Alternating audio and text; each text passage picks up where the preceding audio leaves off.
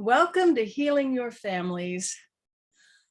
I like to help young moms of kids with special needs move from that frustration and stress to calm, confidence, and joy so they can achieve the quality of family life that they desire. And I know the teen years can be an especially challenging time for parents. And that's why I'm so excited to welcome our guests today. Let me tell you a little bit about them. Hollie Henderson has been training teens and adults for over 20 years. Her training work began in the field of violence prevention and dating violence prevention. She's trained thousands of teens and young adults on recognizing the warning signs that lead to violent and deadly relationships. Hollie has tools and advice to help parents see outside of their lives into the minds of teens. And they learn how their past conditioning is limiting their ability to see things correctly, how their default settings lock them in a pattern for disconnect, how their communication styles are pushing their loved ones away, and what teens really want in order to thrive. Now, she, along with Josh Brazier, wrote the book, Bang Head Here, You in the Equation. And Josh has over 15 years of experience working with youth and family in over a dozen countries. Josh brings a very unique perspective to healing and family culture. Having worked alongside thousands of young people and having been inside hundreds of struggling households, Josh's experience has led to deep and powerful insights that help create a new path of healing. So welcome, Josh and Hollie. I love your background. I love all the experience you've had. Anything you want to share about what led you down this path to helping teens and parents? When you say background, do you mean this chair that I found at the flea market the other day, or no? For me, it's been a very organic process. I started a nonprofit while I was in college with some friends that helped orphanages all around the world, and we took young people, and a lot of those young people just connected with them. Their parents would call me and say, "Hey, my kid's struggling. They really connected with you. Can you take them out to dinner and see what's going on?" And just door after door kind of opened to get me to where I am right now, whether that was working with the treatment center, starting my own private practice, the work that Hollie and I have done. We've just tried to put ourselves in the mud with people so we can learn as much as we can and gain those insights that we've translated into the book that we've written. So it sounds like you had some natural ability. You started out with that and then I honed think it. I think so. I think it wasn't anything that I ever planned. I studied advertising in school, and so I thought I'd be a big advertiser and marketer. And just these experiences that I've had with my world travels, with the nonprofit, and seeing the kind of needs that there were out there, that it takes a real type of creativity to solve problems, especially in the human, like in the human department, right? And so I think I just translated everything I learned in advertising to human nature and psychology, and yeah, kind of fell into it and really enjoy it. Awesome. How about you, Hollie? Hollie, you're on mute. Yeah. Part of this book is especially meaningful for me because I was an at-risk youth and I lived away from home for a period of time while going through therapy, and then had to learn how to come home and reconnect in a family environment that was broken. So part of what I offer today is some of that insight, but after coming home and kind of rehabilitating, I also went on to teach so many teens about how to have healthier relationships that were struggling as well. So learned a lot, even working in the jail facilities, working with men who were sexual, or young boys that were sexual offenders, and kind of what that taught when I was teaching, in the high schools as well. And then from there, Josh and I kind of grew up in the same area, and we'd been following each other's lives and kind of catching up. I'd been on a trip with him for the nonprofit while he was working with the treatment center. And he was learning about what I was doing in Ventura County with the school systems and some of my coaching. And we got together and collaborated on this tool that we felt was needed for parents and helping them reconnect to their families. You know, and this is near and dear to my heart. So I'd like to start out with the question, what trends are you seeing that are causing so much disconnection in families now? It's not an easy world to raise a family in nowadays. There's been exponential change in even the last decade. Holly and I have seen so much disconnection caused by technology, social media platforms, and then just we can get into those in particular, but those have helped so much in this disconnection age because of the fact that, like, you know, you're just on there comparing yourself to other people, or you're getting trapped in some type of validation trap with social media and the technology, that we've just kind of noticed that the ability to communicate and sit in the mess of what's going on in a family has just kind of deteriorated a whole lot. And so that's where we usually start off these discussions, is just because parents are so worried about phone usage time and internet usage and all these different things. But it starts with us as caretakers to look at how we interact with those things and how those are keeping us from connecting with our loved ones. So that's kind of where we've seen a really big shift in the last little bit. Go ahead, Holly. We also see trends of heightened anxiety and depression, the inability to be resilient, or also not being prepared for adult life. We've been dealing with people in their early 20s that are struggling with launching their life. Has also been a trend that we've seen, in addition to, you know, increase of suicide, cutting, you know, recreation drug use has always been the case. I don't know that's a trend per se. It's just definitely a coping mechanism that is still being used. Anything else, Josh, in your? Yeah, sorry, my son just came home from school, so it's being a little bit loud, so I put myself on mute. But I definitely think that there's also been a relationship perspective that's changed in families. Holly and I really try to train our parents to become mentors and coaches as a parent, versus what's happening seemingly right now with the need to be validated by our kids, to become friends with our kids, which then really, like, it makes it very, very difficult to hold a boundary or to correct and to kind of coach somebody, because we're worried more about how our relationship is with our kids versus our, like, stewardship basically in guiding that child to their best place. So can I just interrupt real quick? I totally agree with that. That was my observation as a school teacher, that parents want so much to be liked by their children, to be their friend, that they're not holding the structure. They're not giving that guidance. Yeah. And so that's interesting to hear you. Yeah. And then they lack the respect, you know, from adult to child. And they don't understand, a lot of parents don't understand that a child needs the containment to feel safe. And we start that early on. You know, a lot of times when the parents don't do that early on, and then they're having problems, and then they try and use containment, it is a nightmare, right? Yeah. When the teens are older.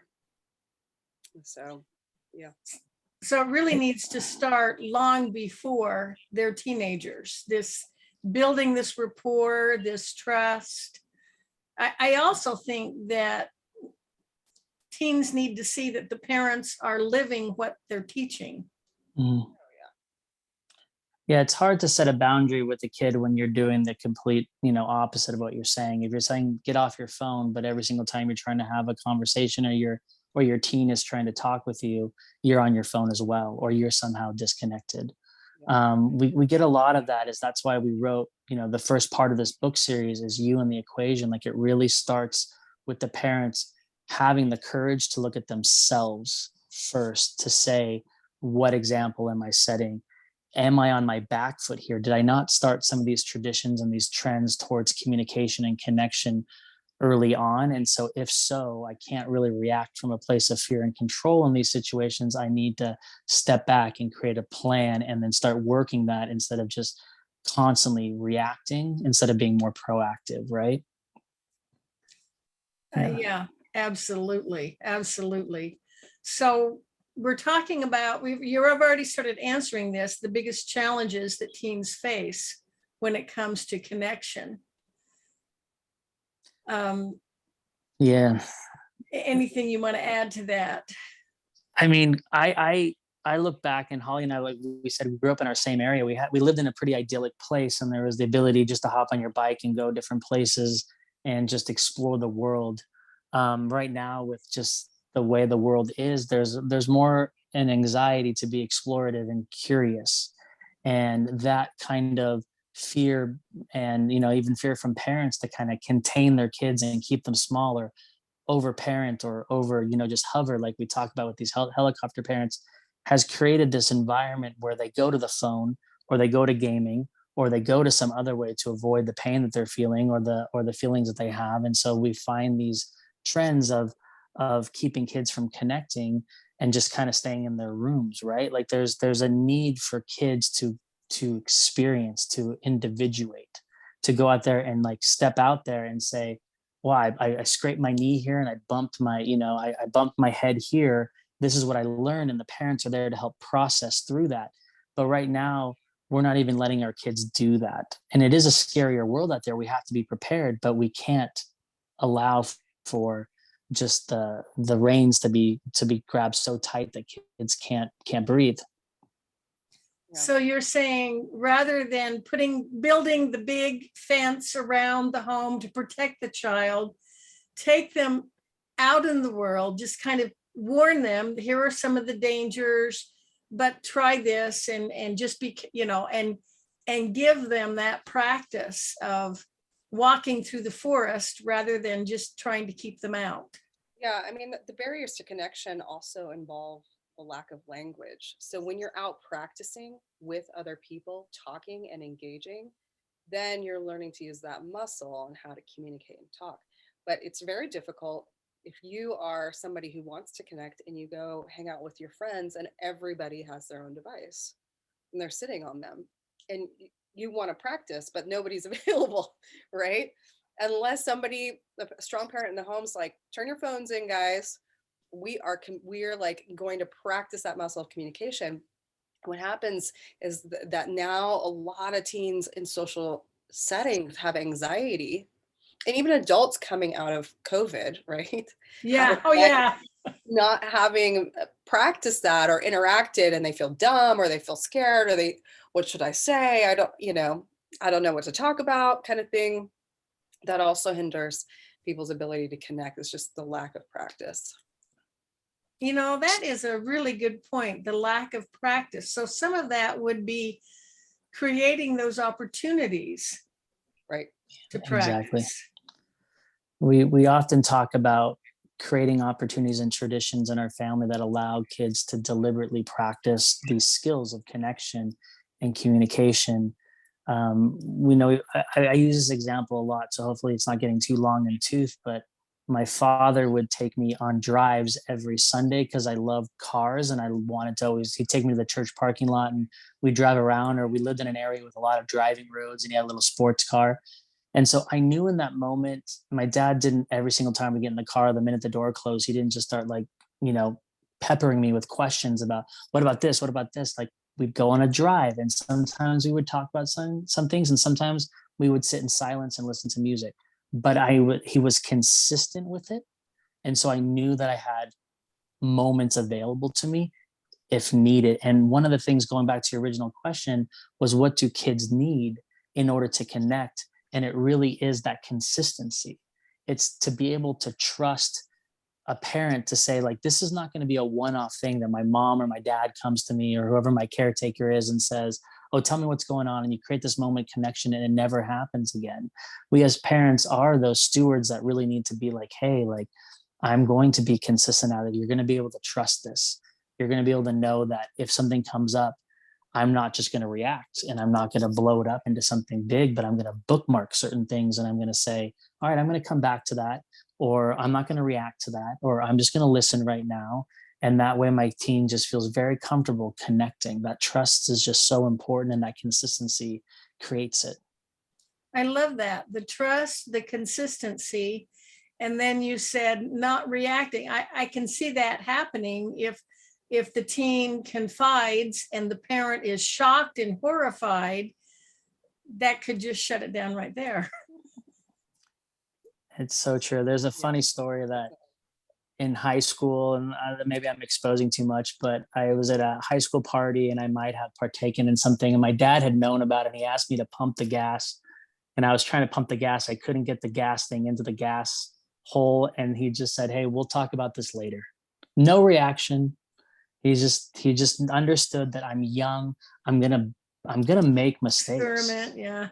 I'm gonna experiment. I'm not gonna be perfect at these different things, but he's not gonna have this big blow up reaction where he's just like, hey, like, it's going to cause disconnection. I'm never going to trust. I'm going to kind of create like a secret life, which is a trend that we see a lot with teenagers, is they create this double life to avoid those moments of being held accountable, or just that they feel disconnected and they don't know and they're curious and all these things. So my dad and my mom were very good at just like saying like, hey, like not reacting, right? And just like I said, bookmark it. Okay, hey, I got to deal with this, but I got to deal with it when I'm in the best place possible, so that my team can trust me. So what you just described is markedly different from simply ignoring it or letting it slide. They did care what was going on in your life. They 100%. cared deeply. And that kind of new trend that we're seeing with parents being friends, we tend to guard that friendship and wanting to be cool or getting our validation from our kids. And so it's not that my parents weren't going to deal with it. And us as caretakers, we have to deal with these major things that are coming up. It's just like we talk about in the book, is that we have to disengage and we have to put ourselves in the best position possible to be able to have things land well. And if we don't, we have to find that moment, as we talk about, is that if we don't, then we're in this reactionary state always, right? Like it just doesn't feel like a trustworthy space to communicate something that is very important that's going on. So do you feel that sometimes parents need to, well, you mentioned the boundaries to, play the heavy, to say, no, I can't allow you to do this. My dad said to me, we'll talk about this later. And that was enough, right? It was him letting me know and signaling to me, hey, I'm not okay with this, but we're going to talk about it later when things are in a better spot. And so, yeah, that it's okay to have and hold boundaries and to drop a little one-liner saying, hey, I'm concerned. We'll find a good time to talk about this. But if the teen's emotions are up and your emotion as a caretaker is up, then that is just a powder keg, right, for disconnection. Yeah. So how did he address it later? Good question. My family was a little bit, we would talk about it and then I would be punished by reading a book and giving a book report on it. So like I would have to read some book on something that they wanted me to learn, which sounds funny, but the way that they would approach it was the fact that, like, I think my parents were a little bit afraid to like talk about things that they had done in their past, but they would give some inklings like, hey, like I experimented a little bit, or I did. And we shouldn't be afraid as caretakers not to give like every gory detail of something, but just to put yourself in a position of understanding and saying, hey, like, I've been there. I was young. Like, I know what it's like to go to a party and you have these things going on. And these are the rules of our house. And these are the things that we do. And these are where I'd like you to be. But number one, I think that maybe wasn't communicated, but what I felt probably is that it didn't shut down the conversation. Even the punishment and what they were trying to do and saying, hey, we're not cool with this. Or when I would stay out past curfew or I would do something, whatever, it was like, we're not cool with this. We're going to find your consequence, because you need to learn that there are natural consequences to our decisions, but that the conversation is ongoing. We don't want you to ever feel like we're so mad or we're so angry, or we're going to draw such a line that you have to not communicate with us. Right. Yeah. Yeah. Or making it like, no matter what the child does, they'll never be good enough. And isn't the fastest way to alienate your teen is to try to put up this front of being of invulnerability of, I would just trying to be flawless in their eyes when they know you're human. Yeah. Yeah. I think the fastest way to alienate a teen is to not see them, blame, be aggressive, not see them, because then the protection, the concrete wall, I like to call it, goes up, and the alienation starts, the separation begins. Yeah. Yeah, it's all right to be vulnerable with your children, to be genuine, to be real. Yeah, to be empathetic. And that really acknowledges the stage that a teen is in of curiosity and individuation. And then you, as we talked about earlier, that we step in as a coach or a mentor and a parent with boundaries, but we're not just there to let them, have free reign on things. We can say, hey, these are our expectations, but we want to communicate around them. We want to hear what you think. When I had the trust of my parents later on, I would let them know, hey, I'm going to go do this, and I'm probably going to be home at 1 p.m., or 1 a.m., which is an hour past curfew. But I would let them know what I was doing, and they had that trust in me until I did something dumb, and then I lost that trust, and things were rolled back. But it was a constant ebb and flow because I myself was trying to find my way in life, right? Yes. So that sounds like a help. And you also were covering what keeps parents from connecting. And it's probably this wanting to be friends and maybe trying to put up a big front. Also, I think it's some preoccupation. Sometimes we get caught up in our own careers and our own lives. And I think we need, as parents, do you address that in your book? Yeah, we do. And I think that everybody's situation is unique. And a lot of it is fueled by past programming, the way that they were raised. So in my family, control was at the heart of disconnect. It was, my fear is driving my control. If I can control and keep you in line this way, then I can assure myself that this is going to go the way I want it to go, or I think it should go. Right. But for somebody else, it might be just their communication style might be to not address anything that is uncomfortable. Everything's good, everything's happy, and we're not addressing the elephant in the room. And that's the way that their parents did it, right? So we ask in the book that everybody goes and takes an assessment of what their family culture was like growing up, and how much of that has come over without even thinking about it. Right? It's programmed there in the subconscious that we're just playing on auto. Yeah.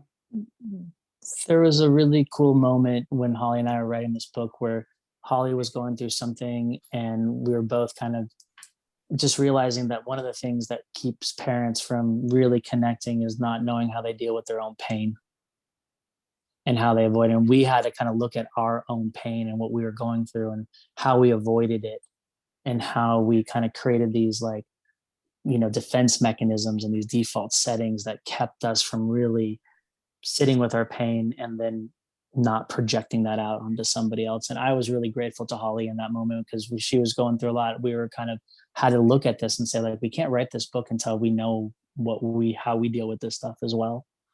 And I think it was a kind of really cool moment. And as we wrote this book, for us to be vulnerable and say, okay, well, we do this too. We all do this. We're not just like these coaches up on high that tell people what to do. Like, we're struggling just like anybody else, but we can learn from it. Now that is valuable. And so you have that exercise in your book of, parents learning to get in touch with their own emotions. Yeah. Because when we look at addiction, a lot of people that are struggling with addiction, at the core of it, they are numbing out traumas. They're numbing out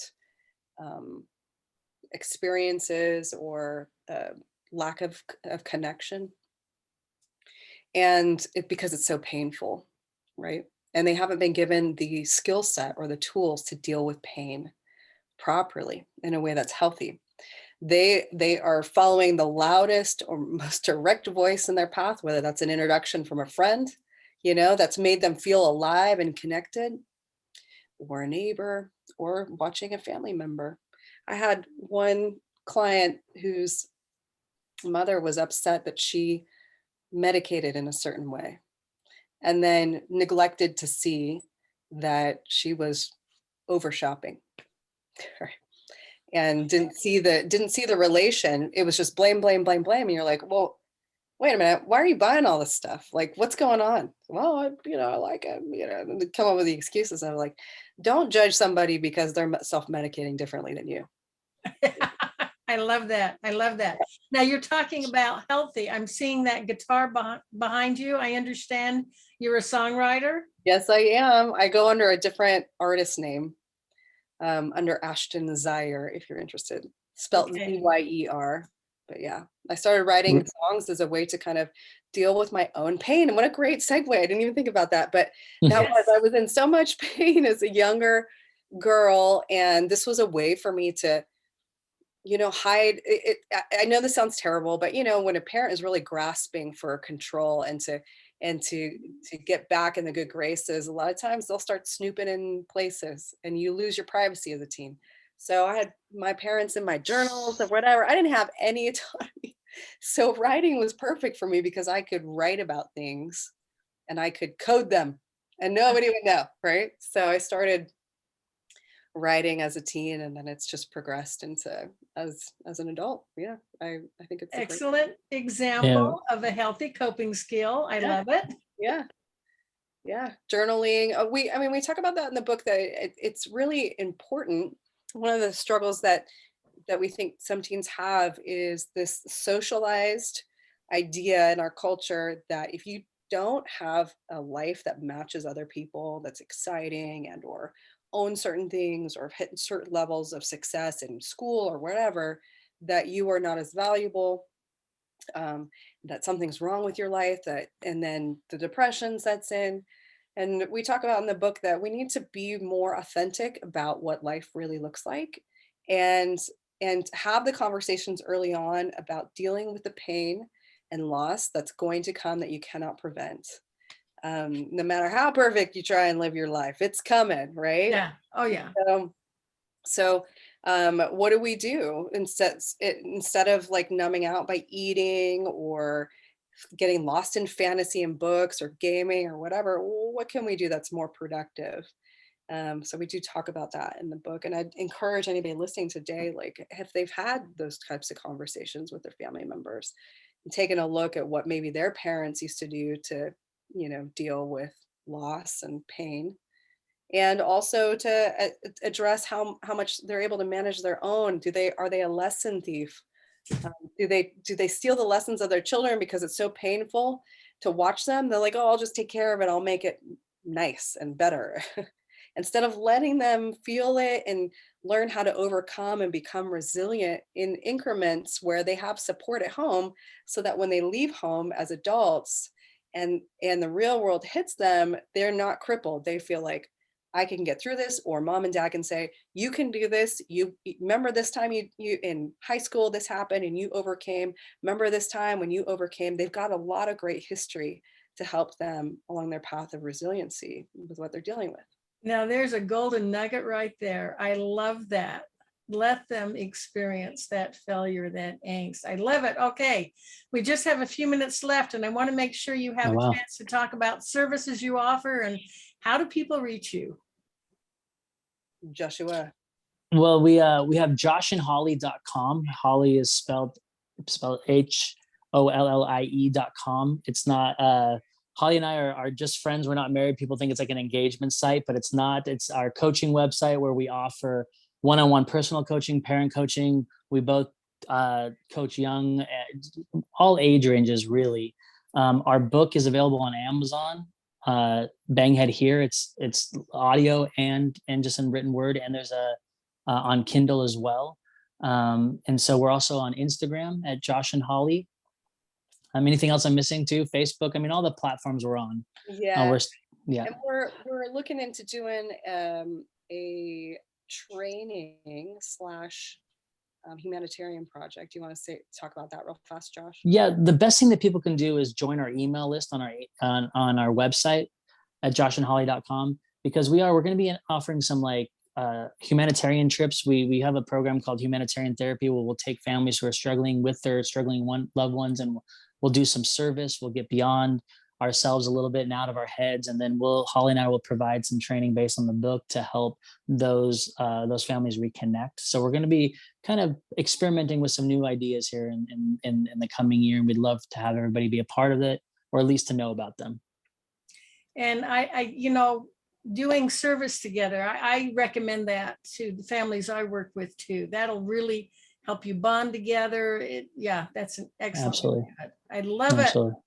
Well, Josh and Holly, thank you so much for coming. You've just shared some valuable insights for those, challenging teen years on how we can connect with our teens. So I invite my audience, join me again next week at the same time. And remember, we're making the world a better place by strengthening families. This is Emmylou Penrod at healingyourfamilies.com.